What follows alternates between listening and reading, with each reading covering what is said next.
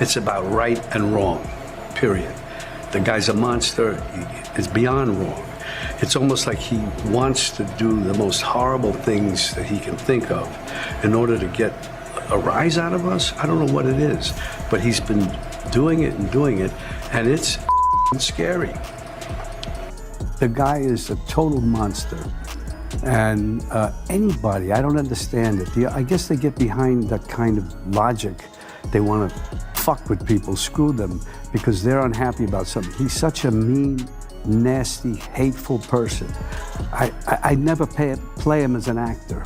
He is a malignant narcissist. He's a socio-psychopath. He's created some new language as far as describing somebody in his mental condition.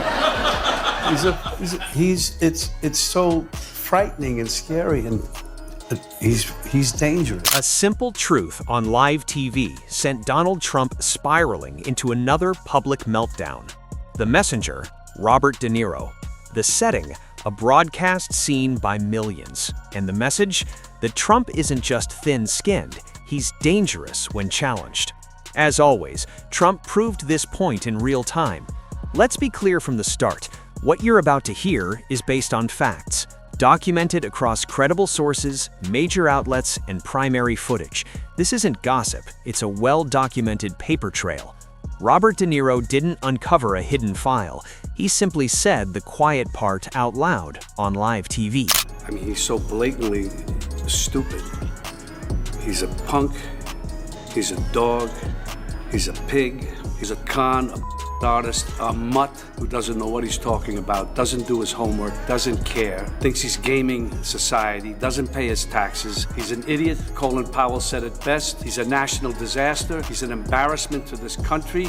It makes me so angry that this country has gotten to this point, that this fool, this bozo, has wound up where he has. He pointed to a pattern that's clear to everyone. A politician who attempts to punish critics, flood the discourse with fakes, and call that strength. De Niro said it plainly, and as expected, Trump did what he always does. He raged, threatened, and inadvertently amplified the critique. Here's what happened and why it matters. De Niro's remarks were short, measured, and direct. He didn't sound like a Hollywood publicist. He spoke like a citizen who's watched this unfold for years. He called Trump a bully. He warned about the authoritarian habit of targeting the press and opponents. He reminded viewers that the First Amendment isn't just a slogan. It's the guardrail that allows people to speak freely without fear of government retaliation. Speech, it ain't free no more. What? It's not free no more? Yeah, we're charging by the word now. You're charging by the word? How much are you charging? Depends on what you want to say. Like, you want to say something nice about the president's beautiful thick yellow hair, how he can do his makeup better than any broad. That's free. Okay. All right. That seems reasonable.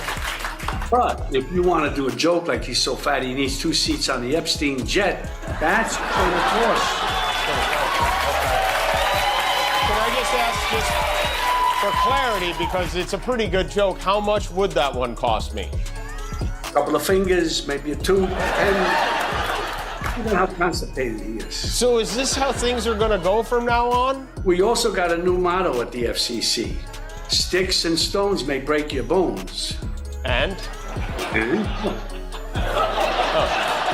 Well, the rest of that is, but I think, but words can never harm you. Well, they can harm you now.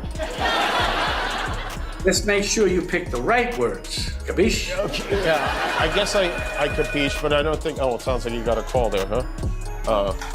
Hi, handsome. Oh, I mean, I'm sorry, Mr. President. Okay, you got it, sir. You got it. Bye. What did you say?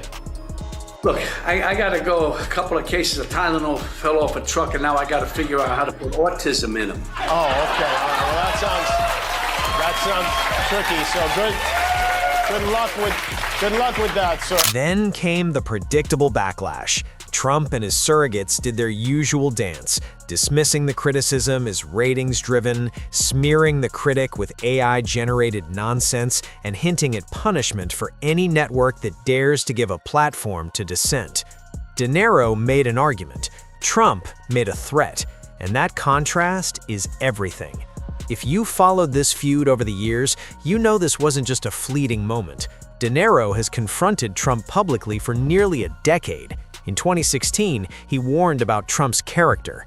In 2018, he used award shows to call out his lies. In interviews, he described Trump as unfit for office. In my country, we're fighting like hell for the democracy we once took for granted. And that affects all of us.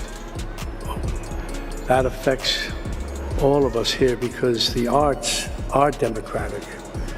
Art is inclusive. It brings people together.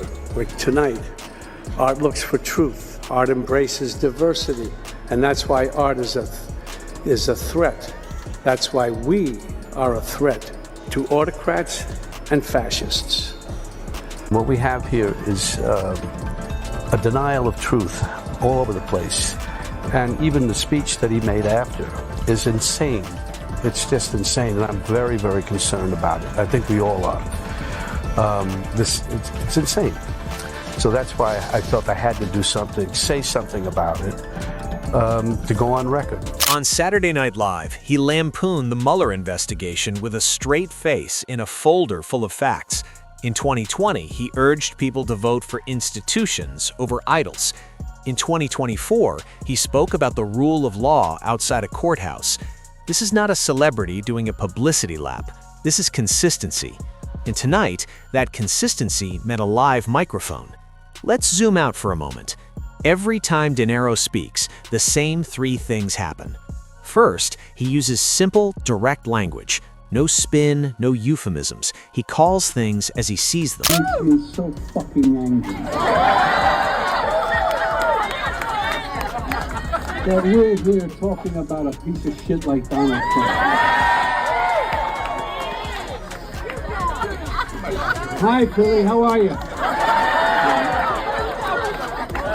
Beside all that, this is my neighborhood, downtown New York City. I grew up here and feel at home in these streets. I feel comfortable. The Twin Towers fell just over here, just over there. This part of the city was like a ghost town. But we vowed we would not allow terrorists to change our way of life. And we started the Tribeca Festival to bring people back. I love this city. I love this city. I don't want to destroy it. Donald Trump wants to destroy not only the city, but the country, and eventually he could destroy the world. But we vowed we would not allow terrorists. I owe this city a lot. And that's why it's so weird that Donald Trump is just across the street. Because he doesn't belong in my city. I don't know where he belongs, but he surely doesn't belong here. Second, he picks his battlegrounds carefully. Award shows, interviews, courthouse steps, live TV, places where the record is public, the tape rolls, and anyone can replay the words as many times as they want. That's crucial in an era where bad actors pretend they didn't say what they just said. Third, Trump validates the criticism by overreacting, threatening the media, suing critics, or blasting out doctored content and calling it a joke. That's not politics, that's coercion with a laugh track. Let's talk about why that's dangerous. In America, private citizens, famous or not, have the right to criticize politicians. That's not controversial, it's basic civics. But when a politician uses the power of government to punish, yank licenses, intimidate broadcasters, and lean on companies behind the scenes, that crosses a constitutional line. We have, I think this might have been the first time he wrote about you. Robert De Niro, a very low IQ individual, has received he spelled two wrong, many shots to the head by real boxers in movies. I watched him last night, truly believe he may be punch drunk, and then he says, at the end, he says, "Wake up, punchy," he says to you. And that's not the only time. And he moved over to Truth Social. Robert De Niro, whose acting talents have greatly diminished with his reputation now shot, must even use a teleprompter for his foul and disgusting language. So disrespectful to our country. Now, in all fairness to the former president, is that true? Do you have to use a teleprompter when speaking about President Trump? Or are you able to just kind of riff on your thoughts on him?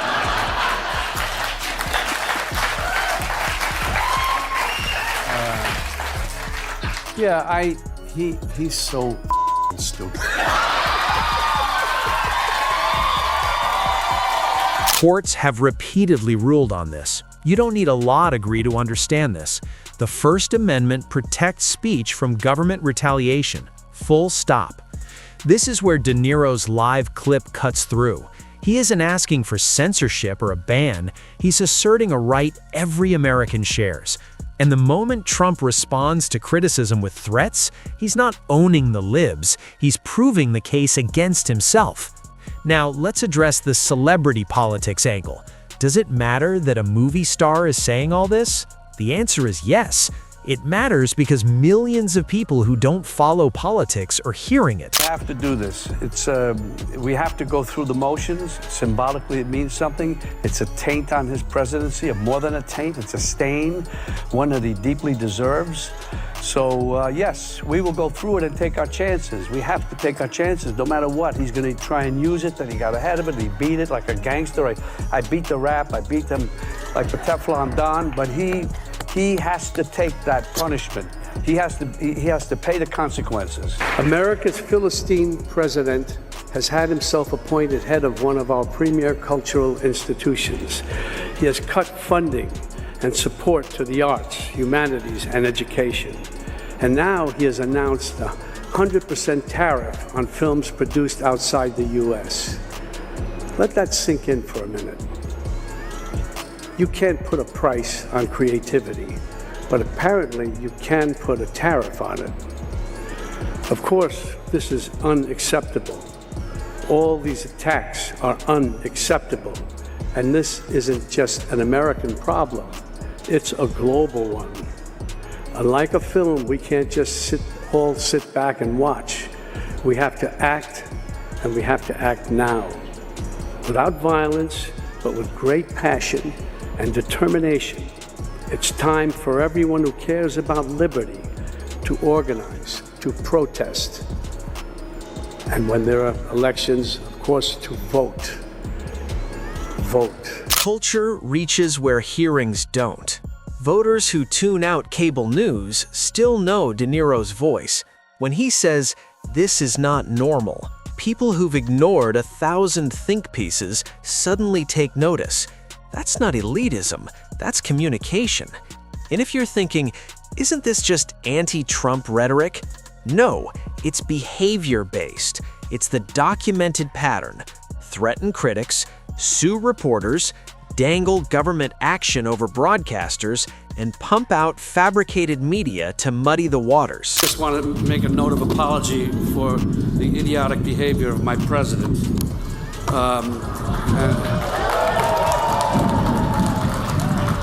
It's a disgrace. And I apologize to Justin Trudeau and the other people at the G7. It's disgusting. We have to do this. We have to go through the motions. Symbolically, it means something. It's a taint on his presidency, more than a taint. It's a stain, one that he deeply deserves. So, yes, we will go through it and take our chances. We have to take our chances, no matter what. He's going to try and use it, that he got ahead of it, he beat it like a gangster. I beat the rap, I beat them like the Teflon Don, but he has to take that punishment. He has to pay the consequences. Even if you think that, even if that means that could risk Republicans we don't have time for that. In the he election. did something wrong. He has to pay for it, period. You know, we agree with you. I was reading in New York Times Magazine an interview you did for The Irishman. And in it you say that you would never play Trump because he has no redeeming qualities whatsoever. So wait, so just let me finish this, because you have played some of the most really unredeemable characters. Travis Bickle. Travis Bickle was a psychopathic taxi driver. Jake LaMotta, who used to beat his wife, and he was in The Raging Bull. Is Trump worse than they are? To me, he is. Wow. Why? Tell us. Because he has no understanding that I can see of the outside world other than anything around him. He has no idea of what his purpose in life is as the president should be, and that is to pull the country together, to be for the people, to heal wounds, not to open them up and pour salt on them. He's I always say he's a lowlife. Yeah. He's a lowlife. And talk about... And he knows he's a lowlife. Yeah. He knows everything he projects about negative things on individuals, on situations, on institutions.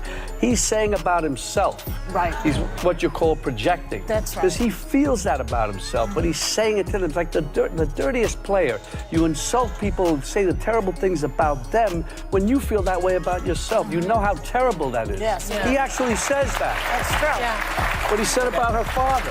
Very nasty man. What is that about? He was And the deeply family? How about his emasculated. kids? He's deeply emasculated by my father's legacy, and he can't take it. That's what it's about. Yeah. But you also, Bobby, you also talk about his children, and you say that they're like a gangster family too.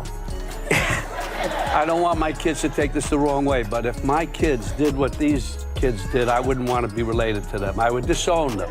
Yeah. I'd have a serious talk with them. I'd have a serious talk with them. First of all, it's an impossibility. My kids are not like that, of course. But if I disagreed with them on things of principle, I'd say, and they felt it, and we do now. So even about this, how strongly I feel about it, as I feel that we're at a crossroads. We're at a crossroads, as we all know. This guy, he'd want to get elected a third term. He even joked about it. He'd want to be king for life. All these things are true. We see that. We know that about him now.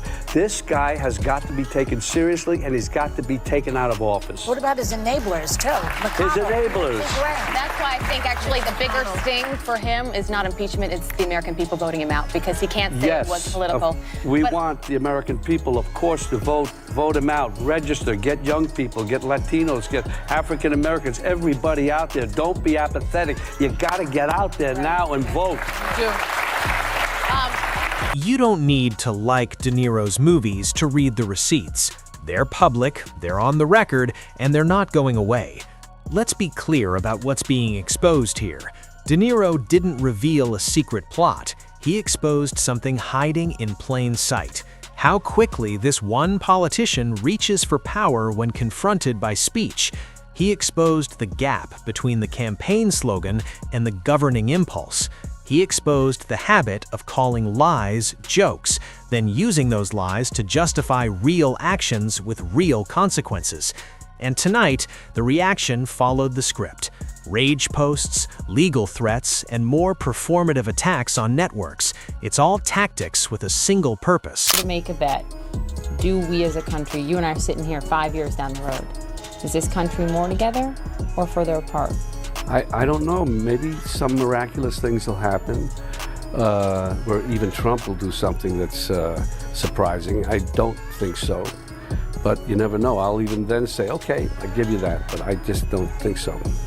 I spent a lot of time along the Rust Belt in Kentucky, in places that where people put all of their hope in this president, and their livelihood depends on his success. Right.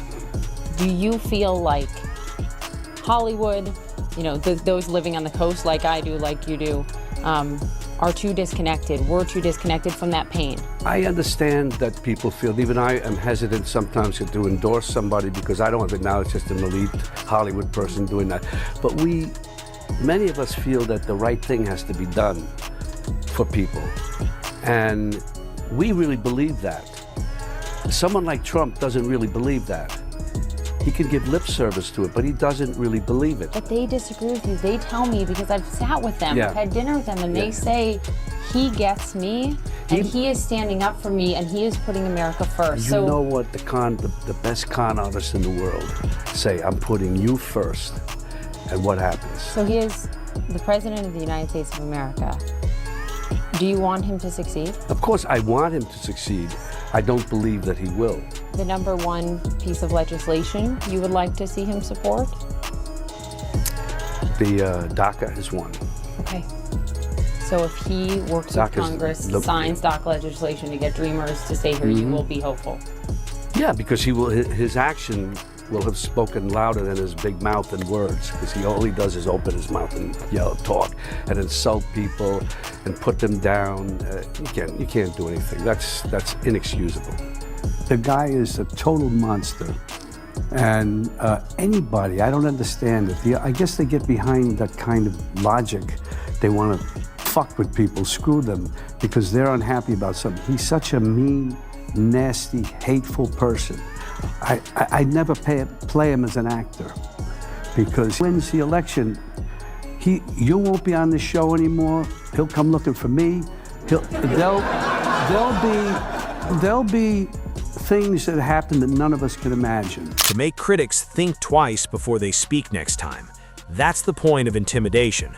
Not to win the argument, but to end it. So what does this mean for the rest of us?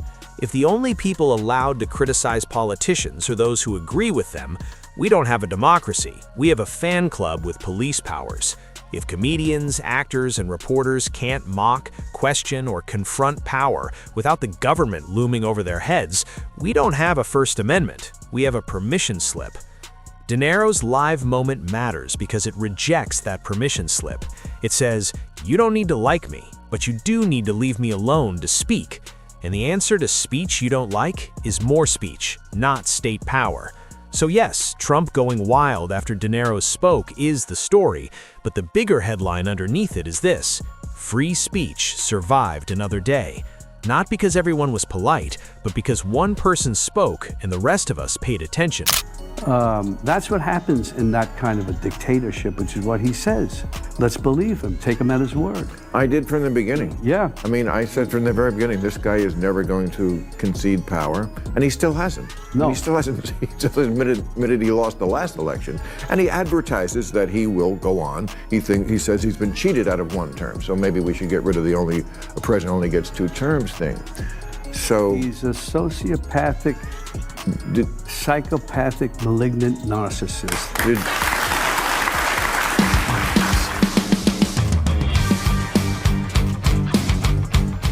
Been talking about the impeachment conversation. And what have you been thinking about in terms of impeachment?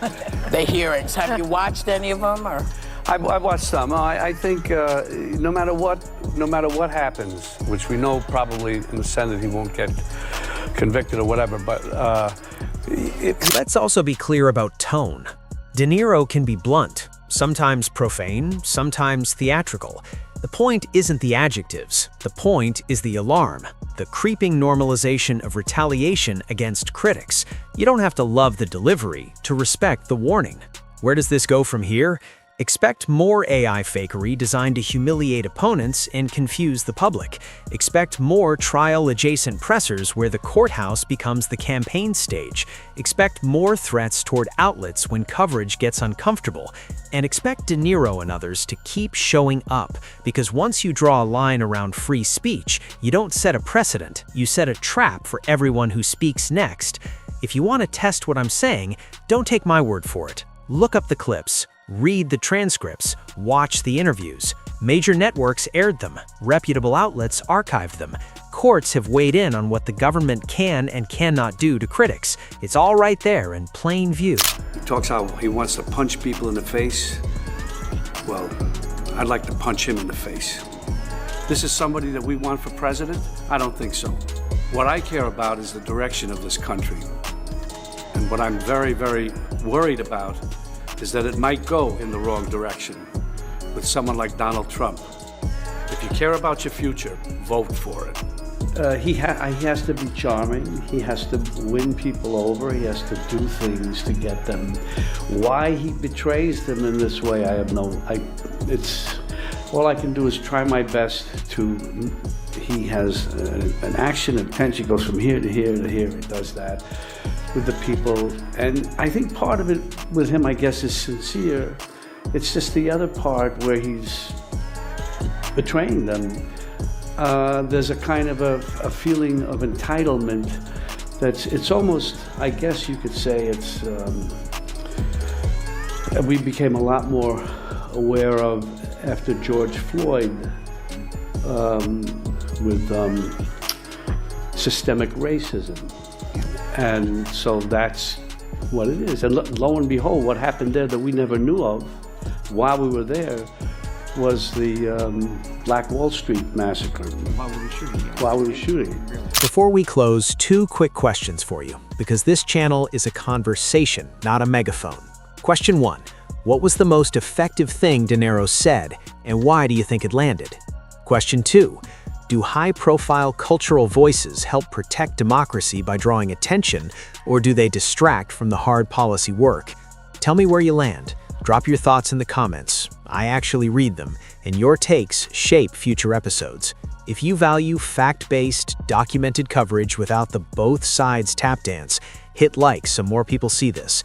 Subscribe to keep independent analysis alive, and tap the notification bell so you don't miss the follow-ups we're already cutting. Robert De Niro used his voice. Donald Trump used his threats. One is speech, the other is power. In a free country, only one of those gets to win. Thanks for watching. Stay sharp, stay skeptical.